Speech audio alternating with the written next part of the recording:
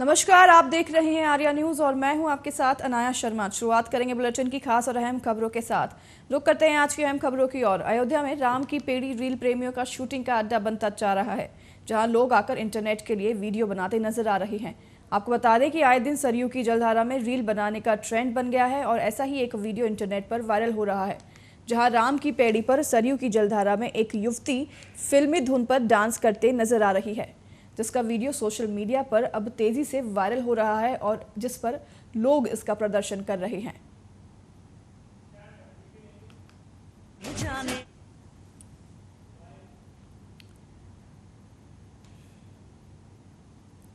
तो वहीं आपको बता दें कि करहल विधानसभा क्षेत्र के विकासखंड बरनाहल क्षेत्र के ग्राम जालपुर के गणेश विसर्जन के दौरान मारकंडे कुंड में 3 लोगों की मौत हो गई थी। समाजवादी पार्टी के राष्ट्रीय अध्यक्ष अखिलेश यादव ने गांव में पहुंचकर उनके परिजनों से मिलकर उन्हें सांत्वना दी और इसके अलावा तीनों मृतकों के परिजनों को आर्थिक सहायता के रूप में 1-1 लाख रुपए का चेक भी दिया। उन्होंने मीडिया से वार्ता करते हुए कहा कि उत्तर प्रदेश सरकार धार्मिक आयोजन की बात तो करती है, लेकिन धार्मिक स्थलों पर सुरक्षा मुहैया नहीं कर पा रही। भारतीय जनता पार्टी जाति जनगणना को लेकर कुछ भी नहीं बोल रही है, जबकि अन्य प्रदेशों में जाति जनगणना हो चुकी है। उन्होंने मुख्यमंत्री पर भी बात करते हुए कहा कि मुख्यमंत्री जी जगह स्वयं फूल बरसा रहे थे, वहां पर भी एक व्यक्ति की डूबने से मौत हुई थी।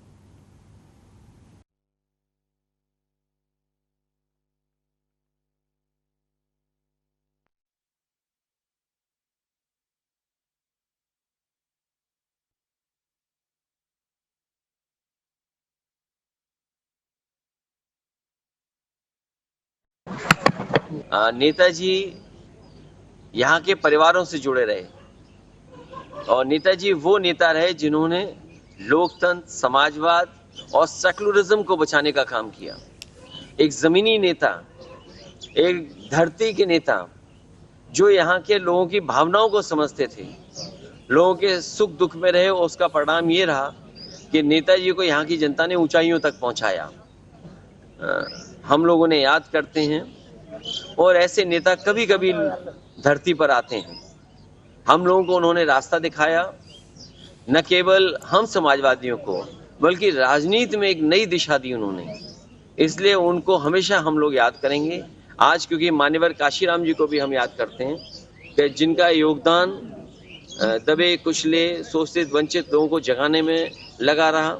बाबा साहब भीमराव अम्बेडकर, उनके सिद्धांत और खासकर बहुजन समाज को जागरूक करने का काम और राजनीति में उनको स्थान देने का काम अगर किसी ने किया है तो मान्यवर काशीराम जी ने किया। मैं आज उनको याद करता हूं और ये जगह तो वो है जिसने कभी मान्यवर काशीराम जी को बगल की लोकसभा से लोकसभा में भेजने का काम किया था। वो भी राजनीति का एक ऐतिहासिक समय था जब नेताजी और मान्यवर काशीराम दोनों मिलकर के एक राजनीति को नई दिशा दे रहे थे।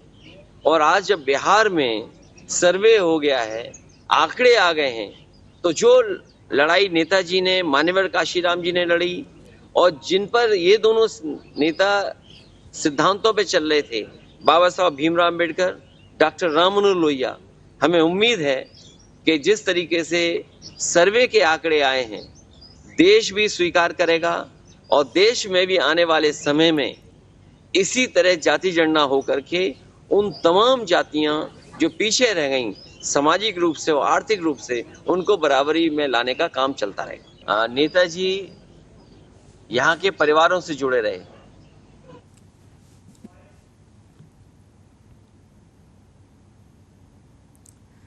आचार संहिता को लेकर खाद्य एवं संस्कृति मंत्री अमरजीत भगत का बड़ा बयान सामने आया है। आपको बता दें कि क्षेत्र के सभी आयोजन का आचार संहिता लगते ही रद्द कर दिया गया था, जिसके चलते उन्होंने ये बयान दिया है। चलिए सुनाते हैं आपको उनका पूरा बयान। उसमें संगठन अपने स्तर पर जो जानकारियाँ हैं एकत्रित कर रही है।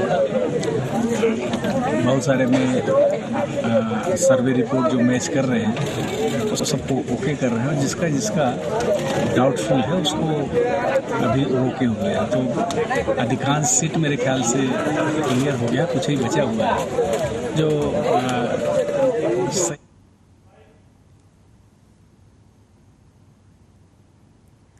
आरोग्य विभाग की बैठक के बाद महाराष्ट्र सीएम एकनाथ शिंदे का बयान सामने आया है। उन्होंने कहा कि आज आरोग्य विभाग की एक महत्वपूर्ण बैठक थी जिसमें सार्वजनिक आरोग्य विभाग और वैदिक विभाग का जायजा लिया गया और इसमें इंफ्रास्ट्रक्चर की जो आवश्यकता है उसके बारे में भी निर्णय लिया गया।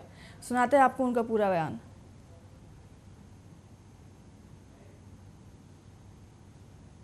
आज आरोग्य विभाग की एक बैठक बहुत ही महत्वपूर्ण बैठक थी। उसमें दोनों डीसीएम, दोनों मिनिस्टर, सभी अधिकारी उपस्थित थे और उसमें पूरी तरह आरोग्य विभाग का, सार्वजनिक आरोग्य विभाग और वैद्यकीय शिक्षण विभाग दोनों का जायजा लिया गया। सभी कलेक्टर थे और इसमें जो जहाँ कैपेसिटी के अनुसार जो इंफ्रास्ट्रक्चर की जो आवश्यकता है उसके बारे में निर्णय लिया गया। 15 दिन के अंदर हमारे अधिकारी उसका रिव्यू लेंगे और उनका रिपोर्ट पेश करेंगे, क्योंकि जब मेडिकल कॉलेज की घोषणा होती है तब सिविल हॉस्पिटल को उससे अटैच किया जाता है और इसलिए दोनों सिस्टम पैरेलली शुरू रहनी चाहिए।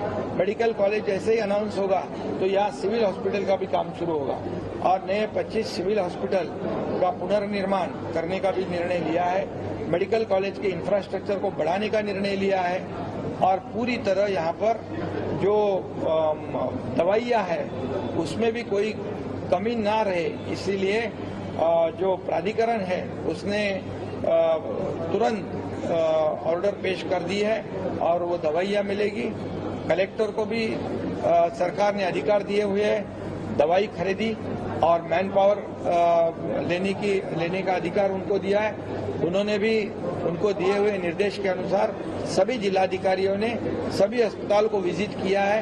अस्पताल का परिसर हो, वहाँ का पीने का पानी हो, वहाँ अस्पताल के अंदरूनी साफ सफाई हो, इससे पूरी तरह बारीकी से उसके ऊपर ध्यान दिया जाएगा।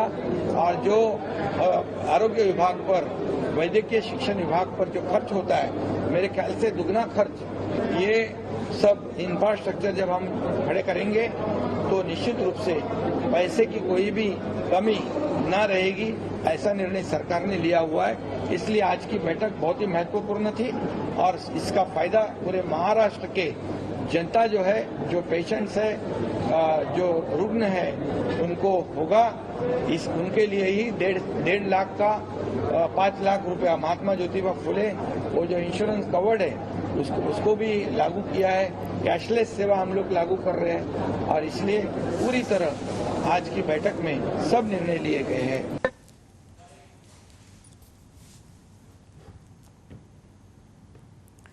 तो वहीं महाराष्ट्र में मुंबई में शिवसेना यूबीटी सांसद संजय राउत ने विपक्ष पर हमला करते हुए कहा कि विपक्ष के प्रमुख नेताओं पर 2024 तक छापेमारी जारी रहेगी।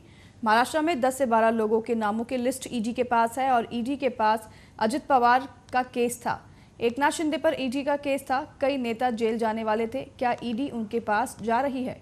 जो विपक्ष में है उनके पास ईडी, सीबीआई, आईटी जाती रहेगी और ये चलता रहेगा। देखिए, जो अपोजिशन के लोग हैं प्रमुख, उनके ऊपर रेड्स 2024 तक होती रहेगी। महाराष्ट्र में हमने 10 या 12 लोगों का लिस्ट विद एविडेंस दिया है ईडी के पास से। हाँ, जरंडेश्वर का क्या हो गया, राहुल कुल के फैक्ट्री का क्या हो गया, 500 करोड़ का मनी लॉन्ड्रिंग, दादा भुसे जो आज कैबिनेट मिनिस्टर है, लगभग 200 करोड़ का मनी लॉन्ड्रिंग है। हाँ, राधा कृष्ण विखे पाटिल का मनी लॉन्ड्रिंग का केस उनके लोगों ने सामने लाया सर, है। गेट नहीं बंद करना। आप बताइए क्या होगा उनका। अजित पवार का केस था ईडी का, एकनाथ शिंदे का केस था ईडी का, और कितने नाम मैं गिनूं। अब हसन मुश्रिफ तो जेल जाने वाले थे और अभी भी जा सकते हैं। क्या ईडी उनके पास पहुंच रही है अभी? लेकिन जो अपोजिशन में है उनके ऊपर ईडी जाएगी, सीबीआई जाएगी, इनकम टैक्स जाएगा, जीएसटी वाले जाएंगे, ये चलता रहेगा। ये दोगली नीति है। देखिए, जो अपोजिशन के लोग हैं प्रमुख, राहुल गांधी ने केंद्र की बीजेपी सरकार पर जमकर हमला किया है। उन्होंने कहा कि आज 2 हिंदुस्तान बन रहे हैं, एक अडानी जी वाला और दूसरा सबका। जातिगत जनगणना साफ दिखाएगा कि हिंदुस्तान में कितने और कौन लोग हैं। हमें यह पता लग जाएगा कि कितने लोग हैं और धन किसके हाथ में है। आपको सुनाते हैं उनका पूरा बयान। इंडिया अलायंस भी का सेंसस को सपोर्ट करेगी। तो मैंने कहा कि देखिए कांग्रेस प्रेसिडेंट ने हमारी जो सबसे बड़ी डिसीजन मेकिंग बॉडी है उसमें निर्णय लिया है कि हम कास्ट सेंसस को इंप्लीमेंट करेंगे। सिर्फ ये नहीं मगर ये भी डिसीजन लिया है कि हम बीजेपी पर दबाव डालेंगे और उनसे करवाएंगे। अगर उन्होंने नहीं किया तो फिर उन्हें परे हो जाना चाहिए, क्योंकि देश कास्ट सेंसस चाहता है। अब जहां तक इंडिया अलायंस की बात है, मैं जानता हूं कि काफी पार्टी इंडिया अलायंस में इस निर्णय का समर्थन करेंगी। एक दो पार्टी हो सकती हैं जिनकी राय थोड़ी अलग हो। हमारे लिए कोई प्रॉब्लम नहीं है, क्योंकि हम कोई फैशिस्ट सिस्टम नहीं है। मगर ज्यादा से ज्यादा पार्टियां इस डिसीजन को पूरी तरीके से सपोर्ट करेंगी। बन रहे हैं एक अदानी जी वाला और दूसरा सबका। कास्ट सेंसस साफ दिखा देगा कि हिंदुस्तान में लोग कितने हैं, कौन है, और हम वहां नहीं रुकेंगे। उसके बाद इकोनॉमिक सर्वे होगा तो हमें यह भी पता लग जाएगा कि कितने लोग हैं, धन किसके हाथ में है, धन कहां है, एसेट किसके हाथ में है। और फिर जैसे मैंने कहा, जो एक्सरे हमें, और मैं कहता हूं शायद इसमें मेरी भी गलती है, जो हमने पहले नहीं किया उसको अब हम पूरा करके दिखा देंगे, क्योंकि इस एक्सरे की जरूरत है। अगर हम नया पैराडाइम, नया डेवलपमेंट का पैराडाइम चाहते हैं जहां सबको न्याय मिले, उसके लिए हमें कास्ट सेंसस करना ही हो। इंडिया अलायंस के सीट बंटवारों को लेकर नेशनल कॉन्फ्रेंस के उपाध्यक्ष उमर अब्दुल्ला का बयान सामने आया है। उन्होंने बयान देते हुए कहा कि जहां तक मुझे मालूम है तो इंडिया गठबंधन की सीट बंटवारे को लेकर कोई बात शुरू नहीं हुई है। मुझे इसका एक तरह से अफसोस भी है, क्योंकि हमें कई महीने हो गए हैं और मैं अन्य पार्टी से इस बारे में बात करता तो उधर से भी यही जवाब सुनने को मिलता। हम चर्चा करने के लिए तैयार हैं। लेकिन अब फिलहाल तो इंडिया अलायंस में जहां तक मुझे मालूम है सीट शेयरिंग की कोई बात शुरू नहीं हुई है। और एक तरफ से मैं कहूं तो मुझे इस बात का अफसोस भी है, क्योंकि अब कई महीने हो गए हमें पटना, उसके बाद बेंगलुरु, उसके बाद मुंबई, फिर कोऑर्डिनेशन कमेटी की मीटिंग 1 महीने से ज़्यादा हो गया शरद पवार साहब के घर में दिल्ली में। लेकिन जब मैं बाकी पार्टियों के जो मेरे दोस्त हैं उनसे मालूम करने की कोशिश करता हूं कि कहीं पे आपकी सीट शेयरिंग पे कोई बातचीत शुरू हुई है, तो वहां से सुनने में आता है कि नो डिस्कशन हैज स्टार्टेड। हम भी डिस्कशन के लिए तैयार हैं, आ जाएं, हम बैठ के बात करेंगे, क्योंकि मकसद यही है, जिस तरह करगिल में बीजेपी को रोकना मकसद था, उसी तरह जम्मू कश्मीर में भी हम बीजेपी को रोकना चाहेंगे, लद्दाख में हम रोकना चाहेंगे। लेकिन अब फिलहाल तो इंडिया अलायंस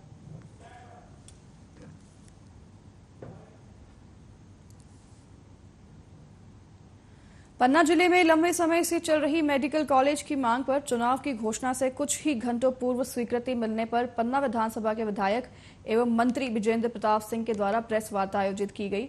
इसे पन्ना जिले के लिए बड़ी उपलब्धि बताते हुए अपने कार्यकाल के दौरान किए गए अन्य कार्यों की जानकारी दी गई और पन्ना विधानसभा के विकास संबंधी पुस्तक पत्रकारों को वितरित कर कहा कि पन्ना जिले में लंबे समय से मेडिकल कॉलेज की मांग चल रही थी, जिसकी स्वीकृति मिल चुकी है और अब शीघ्र ही पन्ना में मेडिकल कॉलेज बनेगा, जिससे जिले के लोगों को इलाज करवाने में बाहर नहीं जाना पड़ेगा।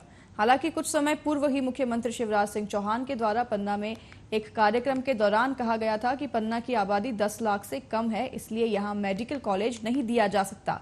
इसके अलावा मेडिकल कॉलेज से पहले 300 बिस्तरों का अस्पताल होना आवश्यक है, लेकिन पन्ना में अभी तक 300 बिस्तरों का अस्पताल नहीं है। स्वीकृति के बाद निर्माण कार्य चल रहा था, लेकिन जमीनी विवाद की वजह से अधर में लटक गया है।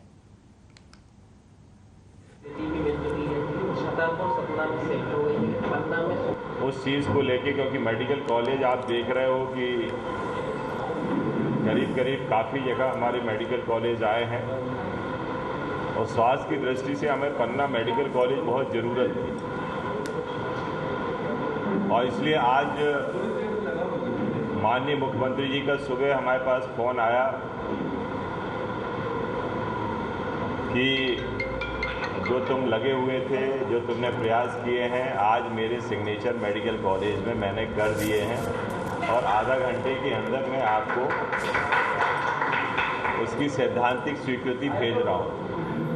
तो मैंने बहुत बहुत आभार उनका प्रकट किया पन्ना जिले की जनता की तरफ से, और इसके साथ साथ मैंने बीडी भाई साहब को भी धन्यवाद दिया कि साहब आपने जो प्रयास किए, प्रदेश अध्यक्ष तो वो हैं ही हैं, लेकिन एक सांसद की दृष्टि से जो उन्होंने पन्ना के लिए प्रयास किए, आपने जो हमारा सहयोग किया, ये सिर्फ पन्ना विधानसभा की उपलब्धि नहीं है, ये पन्ना जिले की उपलब्धि है। आज मेरे संसदीय क्षेत्र खजुराहो को, पन्ना और कटनी को भारतीय जनता पार्टी की सरकार ने माननीय प्रधानमंत्री नरेंद्र मोदी जी के नेतृत्व में और हमारे कैबिनेट के मंत्री, स्वास्थ्य मंत्री आदरणीय मनसुख मंडाविया जी और मध्य प्रदेश के हमारे लोकप्रिय मुख्यमंत्री माननीय शिवराज सिंह चौहान ने एक बड़ी सौगात कटनी और पन्ना को दी है कि दोनों जिलों के अंदर बहुप्रतीक्षित मेडिकल कॉलेज जो कटनी को और पन्ना को सौगात दी है, बुंदेलखंड के क्षेत्र में स्वास्थ्य की सेवाओं को लेकर जो जरूरत थी, आज उसे पूरा करने का काम हमारे माननीय प्रधानमंत्री माननीय मनसुख मंडाविया जी हमारे स्वास्थ्य मंत्री जी हैं और माननीय मुख्यमंत्री शिवराज सिंह चौहान को मैं हृदय से पुनः धन्यवाद करता हूं। कटनी और पन्ना और पूरे संसदीय क्षेत्र खजुराहो की जनता को बहुत हृदय से बधाई।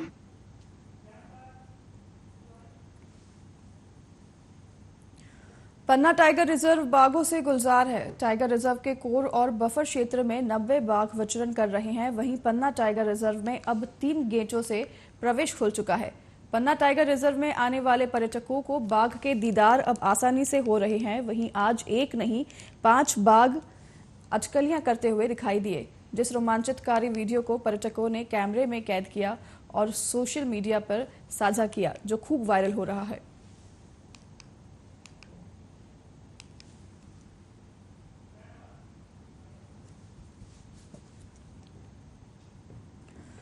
मुरादाबाद के बिलारी तहसील के अमरपुर काशी के एक अस्पताल से हैरान कर देने वाली तस्वीर सामने आई है, जहां एक बच्चा इलाज करता हुआ नजर आ रहा है। दरअसल मुरादाबाद के इस अस्पताल में डेंगू के मरीजों का पेड़ के नीचे चारपाई पर नाबालिग बच्चों द्वारा इलाज कराते हुए वीडियो सोशल मीडिया पर तेजी से वायरल हो रहा है। पूरा मामला थाना बिलारी इलाके के गांव जीडीएस क्लिनिक अमरपुर काशी का है। तो वहीं अब वीडियो वायरल होने पर मुख्य चिकित्सा अधिकारी डॉक्टर कुलदीप सिंह ने आश्वासन दिया है कि डिप्टी सीएमओ से जांच कराकर अस्पताल पर वैधानिक कार्रवाई की जाएगी।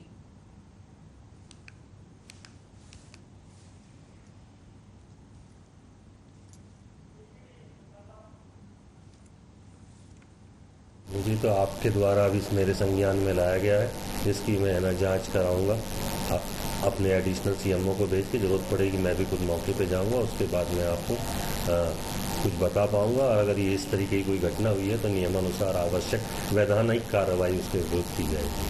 तो लगातार घटनाएं बढ़ती चली जा रही हैं, ऐसी जगह घटनाएं हमारे द्वारा पिछले 1 महीने के अंदर लगभग 40 अपंजीकृत अस्पतालों के विरुद्ध का FIR दर्ज कराई गई है। ब्रजेश पाठक की तरफ से स्वास्थ्य सेवाओं के लिए तमाम दावे वादे किए जाते हैं, लेकिन देखिए हकीकत जमीनी हकीकत क्या है। यो वीडियो मैं आपको पहले बता दूं, वो वीडियो वायरल हुआ था वो इसी अस्पताल का था और इस पेड़ के नीचे मरीज लेटे हुए थे। देखिए ड्रिप लगी हुई है, तो यहाँ जो डॉक्टर हैं जिनके द्वारा एक ड्रिप लगाई गई और ड्रिप को जो वीडियो वायरल हुआ उसके आधार पर आज सीएमओ मुरादाबाद की तरफ से एक संज्ञान लिया गया और कार्रवाई के आदेश भी दिए गए हैं।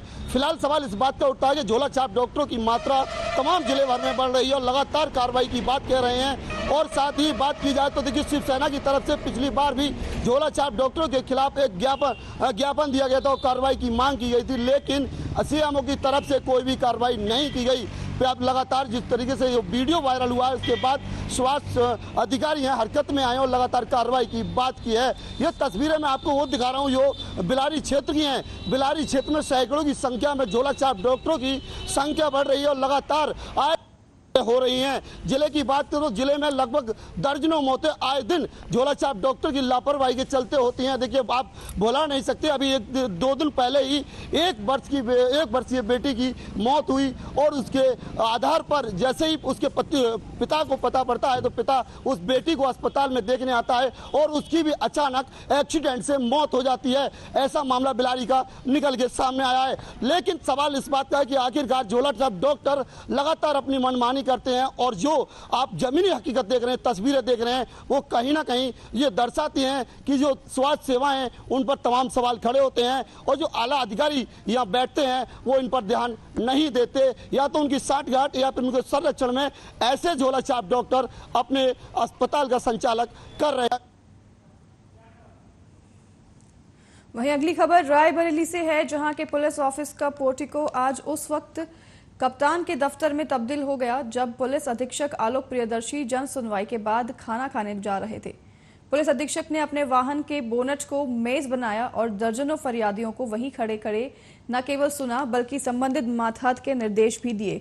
लगभग आधे घंटे तक पुलिस ऑफिस के पोर्टिको का यह नजारा देखकर लोग हैरत में पड़ गए और पुलिस ऑफिस के पोर्टिको में क्यों पुलिस अधीक्षक ने जन सुनवाई लगा दी और क्यों वाहन के बोनट को मेज बनाकर मातहतों को देने लगे, इसके निर्देश आपको सुनाते हैं। जी भैया, मेरी समस्या ये है कि मैंने थाने में रिपोर्ट दर्ज कराया, वहाँ भी मेरी कार्रवाई कोई नहीं हुई। वहाँ से मुझे डांट डपटिया के भगा दिया गया। कहा गया कि आपकी सवेरे मेडिकल होगी, आपकी कार्रवाई की जाएगी। थाने से आज 5, 6, 7 दिन की बात हो गई, कोई थाने से कोई कार्रवाई नहीं हुई।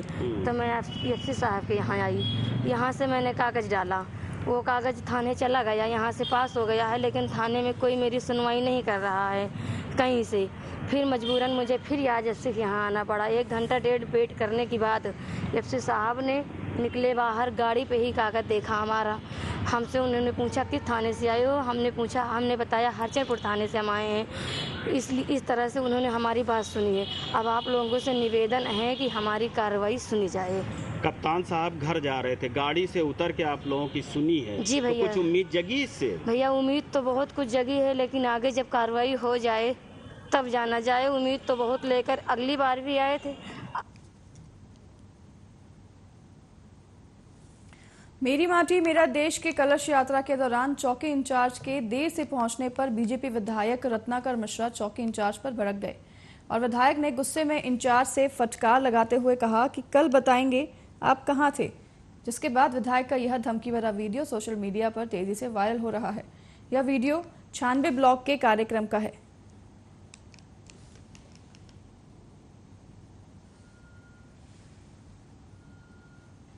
अभी कुछ दिन पहले इसी ऑक्सीजन के लिए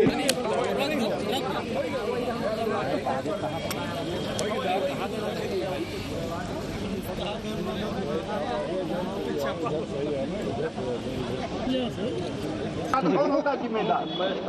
कहाँ थे? ठीक है, जवाब दीजिए।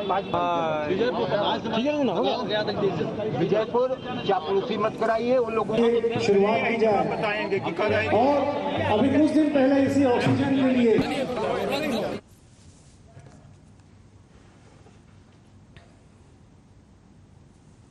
चलिए आगे बढ़ते हैं खबरों की ओर। अगली खबर रायबरेली से है, जहां मामूली विवाद को लेकर भाइयों के बीच जमकर लाठी डंडे बरस गए। जहां मारपीट में गंभीर तौर पर जख्मी हुए एक भाई की इलाज के दौरान मौत हो गई है, वहीं दूसरे भाई को गंभीर हालत में जिला अस्पताल में इलाज चल रहा है। पुलिस ने इस मामले में 2 लोगों को गिरफ्तार किया है। वहीं मामला नसीराबाद थाना इलाके के कुम्हारन के पूर्वा का है। यहाँ 2 सगे भाई मतई और लालता का अपने मामा के लड़के कुबेर से घर में सहन को लेकर विवाद था। 1 महीने पहले पुलिस और राजस्व की टीम ने मौके पर पहुंचकर इसे सुलझा भी दिया था। इसी को लेकर आज माता व कुबेर की पत्नी के बीच विवादित स्थल पर लकड़ी रखने को लेकर झगड़ा शुरू किया गया। देखते ही देखते कुबेर के पक्ष से कई लोग आ गए और मतई व लालता को पीट कर अधमरा कर दिया। सूचना पाकर मौके पर पहुंची पुलिस ने दोनों को सीएचसी अस्पताल में भर्ती कराया है और यहां दोनों की गंभीर हालत को देखते हुए जिला अस्पताल भेजा गया है, जहां इलाज के दौरान एक भाई की मौके पर मौत हो गई है, वहीं दूसरे की हालत गंभीर बताई जा रही है। हमारे भाई को मार डाले सब कोई मिलके, हमारे मामा का लड़का यहाँ थाने में आए भैया, कोई सुनवाई नहीं हुई। 10 बजे से बैठे थे, कोई नहीं, कोई इलाज नहीं, कुछ नहीं, न कोई सुनवाई। जब ज़्यादा हालत खराब हुई तो भैया हमारे यहाँ भेजे हैं सिंहा बरेली, फिर यहाँ लेके आए हम भैया। 2 घंटे के बाद खत्म हो गए, कोई इलाज नहीं, कुछ नहीं भैया। क्या लग रहा पुलिस की लापरवाही है? हाँ सर जी, पुलिस की लापरवाही। आज प्रातः 10:30 बजे के आसपास पीआरबी को एक इवेंट मिला कि कुम्हारन का पुरवा में भाइयों के बीच में झगड़ा हुआ है। उक्त सूचना पर पीआरबी मौके पर पहुंची तो वहां पर 2 मजरूर थे जिनको पीआरबी द्वारा तत्काल सीएचसी नसीराबाद लाया गया। नसीराबाद से जिला अस्पताल के लिए रेफर किया गया, जिसमें कि जो एक बीच वाले भाई हैं उनकी मृत्यु हो गई है। अभी तक जो तथ्य प्रकाश में आए हैं उनके अनुसार आज घटना का तात्कालिक कारण 3 भाइयों में से जो बड़ा भाई है रामगोपाल, उसकी पत्नी और बीच वाले भाई के बीच में किसी बात को लेकर विवाद शुरू हुआ और फिर वो विवाद बढ़ता गया और उसमें ये घटना हो गई। पृष्ठभूमि में एक भूमि विवाद का प्रकरण है, किंतु उसके विषय में 1 महीने पहले बताया जा रहा है कि पुलिस और राजस्व की टीम मौके पर गई थी और दोनों पक्षों को समझा दिया गया था। उनका सहन की जगह को लेकर के कुछ डिस्प्यूट था। भाइयों में एक पक्ष में 3 भाइयों में से 2 भाई एक तरफ है और एक तरफ बड़ा भाई और मामा के लड़के हैं।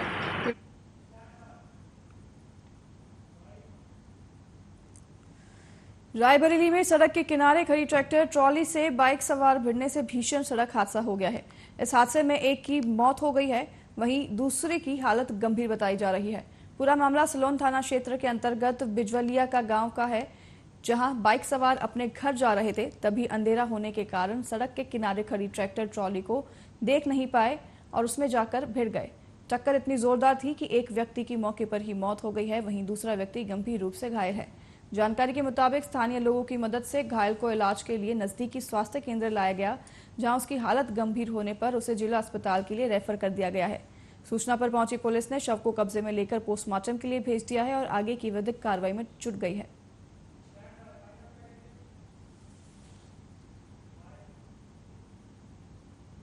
तो फिलहाल इस बुलेटिन में हमारे साथ बस इतना ही। आप देखते रहिए आर्या न्यूज। मैं अनाया शर्मा आपसे लूंगी विदा। नमस्कार।